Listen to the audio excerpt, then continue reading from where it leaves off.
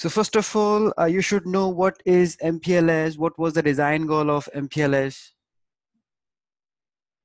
And once we understand the basics of MPLS, then you can deploy the IPv6 technology like 6 PEE, 6 provider edge, and 6 VPE,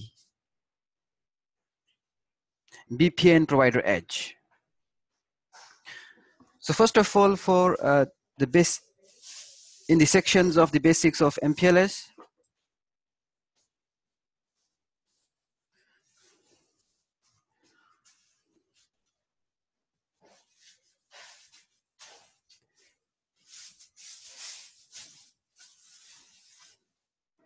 so first you should know what is MPLS. That means I'm talking about the MPLS architecture. Then you should know the various the MPLS terminology to understand the operation of MPLS network.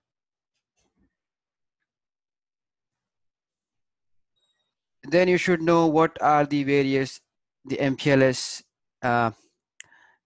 label distribution protocol, label distribution protocol.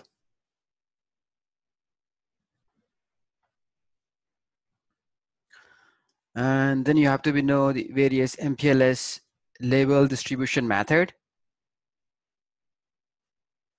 label distribution method. And then in the basics of MPLS, what is the function of LDP? LDP functions. So once I build this, the MPLS cloud network, then you're going to be deploy the IPv6 6 provider edge technology, which is without the layer 3 VPN solution, without BRF. And then finally you have 6 VPN provider edge technology. So MPLS, as the name says, multi-protocol label switch. So this has capability to attach label to multiple protocol, IP, IPv4, layer 2 technologies. So originally, design goal for MPLS was to reduce routing overhead. The way the router is looking the destination in the routing table. So each router on a hop by hop basis is going to be look for the routing table. So that is increasing the routing overhead. So idea is in the core of the service providers, just only look for simple the label packet and then send traffic to final destination without making providing the overhead in the service provider core router. But nowadays, this goal is not make any much benefits because we have the high-speed router is available, but still the MPLS is popular because of its applications. It has the applications like layer 3 VPN, MPLS traffic engineering, layer 2 VPN solutions. So all those, if you want to deploy all these technologies, so then you have to be still need to be configure the MPLS cloud in the core of the service provider. So in order to understand the MPLS network, first of all, you have to know the MPLS architecture.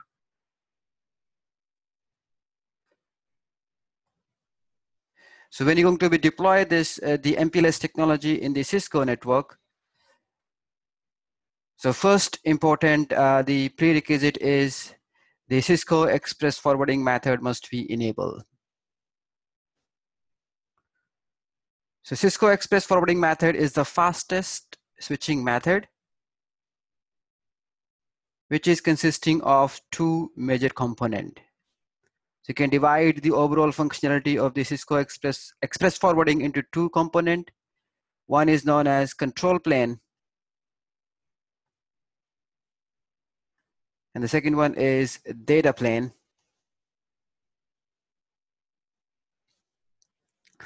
Control plane meaning how you're going to build the path. Once path is built, then how the traffic is going to be forward over that the road, over that path.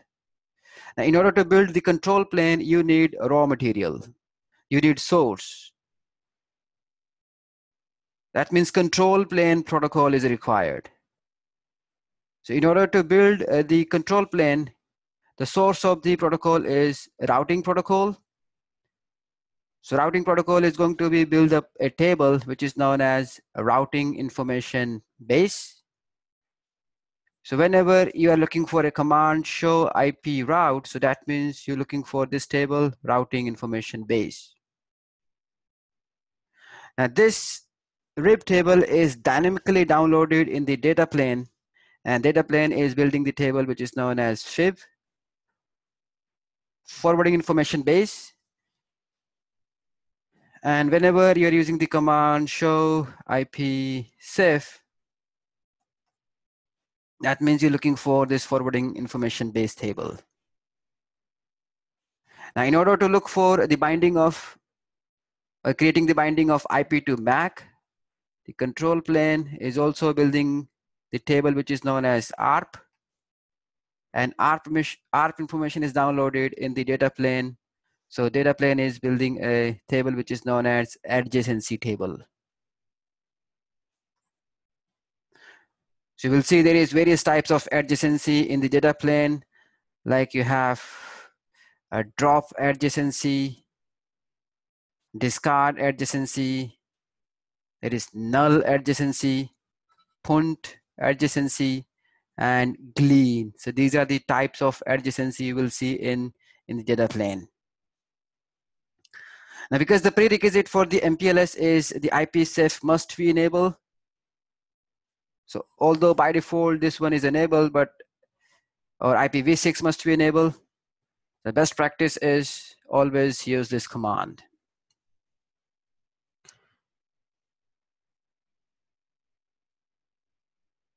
Now, if you want to enable the MPLS functionality in this existing infrastructure, so then there is a two school of thought is design. One was that that enable the MPLS application on each existing type of routing protocols. So that was not a scalable solution, because on each routing protocols you have to be add the level switching functionality. So second thought was to design the protocol independently, so which was the more scalable solution. So then the programmer designed the independent the label distribution protocol. So I'm saying label distribution protocol. So there are many label distribution protocols, and LDP is also one of them. So these LDP is going to be build a table in the RIB, which is known as lib, label information binding. So the idea is whatever the prefix is available in the RIB table, you just need to be bind the label in those prefixes. And whenever you're using the command show mpls IP binding, so that means you're looking for this lib table. So this lib information is downloaded automatically in the data plane, and data plane is building a table which is known as lfib.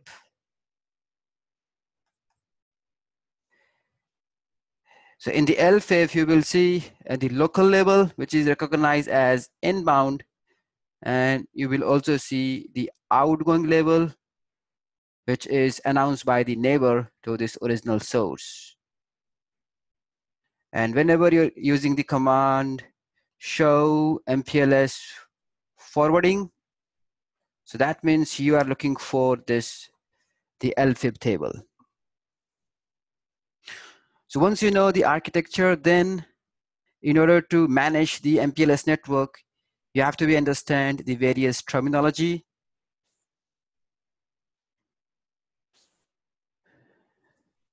So in the list of the terminology section, first of all, you should know. So if you look for the MPLS terminology, so you should know what is the meaning of this provider edge. What is the meaning of P? What is CE? Then why do you need this label? So label is, you need to be configure label on the router on which you have enabled the MPLS application. Label switch router. Label switch router is going to be build up a logical path which is known as label switch path. So then you're distributing traffic over for a specific destination that is known as forward equivalence class. And MPLS is also using the concept which is known as penultimate hop hopping. Now if you say this logic, so let's say this is my MPLS cloud, router 1. Router 1 is connected with 2, 2 is connected with 3, 3 with 4. Then I have router 5, and then there is a router 6. So suppose router 1 and 4 is the MPLS service provider edge router. So that means since this is the provider router which is connecting the customer, so it is known as provider edge. Router 5 is my customer edge router. Similarly, R4 is my provider edge 2 router, and R6 is known with the name customer edge 2.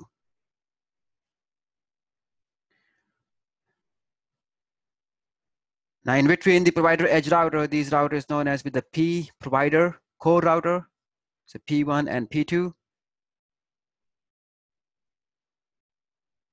So next you should know what is the meaning of this label. So label is simply a tag which is you're going to be insert between the IP and layer 2 header. So label is local to link. So think like if you're comfortable with the old legacy technology, frame relay DLCI. So label is like local to link. So if you see the label format, so label total length is 4 byte, and label is going to be insert between, so this is my IP packet. Over the IP packets, you're going to be attached the label, and then you have the layer 2 header. So because you're inserting this, the label packet in between the layer 3 and layer 2, so MPLS is also known as WAN technology 2.5. Now once you open the label itself, so label is, the total length of the label is 4 byte, and within the labels you will see the 4 field. So first one you will see the label itself, which is consisting 20-bit information. Then you will see the experimental field, which is designed for quality of service marking. Then you will see the order of stack. So you may have more than one label is attached in one packet. Order of stack. Then you will also see TTL value. So experimental field is consisting 3-bit information. Order of stack is consisting 1-bit information, and TTL is 8-bit information. So total you have 4 byte, so 32-bit in length.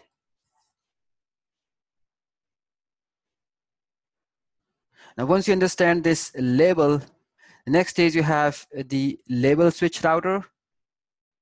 So label switch router is that routers on which you have enabled the MPLS technology. So in these examples, all this router is known as LSR, label switch router 1, 2, 3, and 4. So these LSR is building the logical path, which is known as label switch path. So label switch path is built in unidirectional in nature. And once path is built, you're going to be send traffic to a specific destination. And that destination is identified with this name forward equivalence class. For example, if 5 customer edge sending traffic to 6, the 6 will be the destination, which is the forward equivalence class. Now the next concept you have the penultimate hop. So in order to understand this process, first of all, you have to see how the router is going to be attached label. And once you understand that logic, then you will see that what is the benefit of this PHP.